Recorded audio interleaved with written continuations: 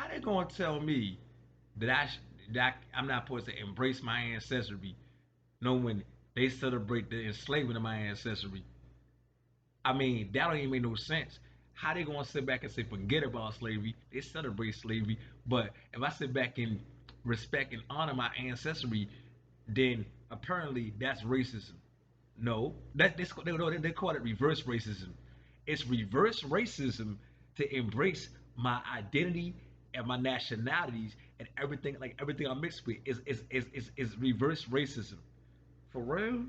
I thought the reversal of racism would be embracing and loving other nationalities. If that's wrong to love all people, you know what I'm saying, that genetically is mixed with my ancestry, then that's not racism. That's essentially respecting my ancestry. So to sit back and say that I'm wrong to love my ancestry essentially means that they want me to follow behind the slave master that wants to oppress everything my ancestry. So that would not mean and so forth that to sit back and say that, well, if I know that black, Hispanic, Native Indigenous, Aboriginal genetically around the globe have a link to Israel, Mesopotamia, Iraq, Asia, Middle East, and everywhere around the globe of Gaia. Yet the slave master oppressed our people on a global stage and would tell me it's racist for me to embrace and love everything that I'm genetically mixed with on the global stage.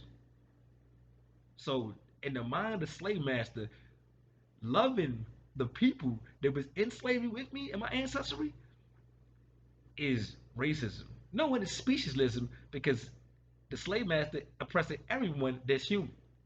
So it's speciesism,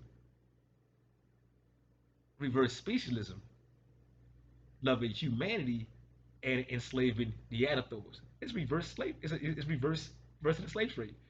But to say that, that's not racist. That's called freedom and liberation.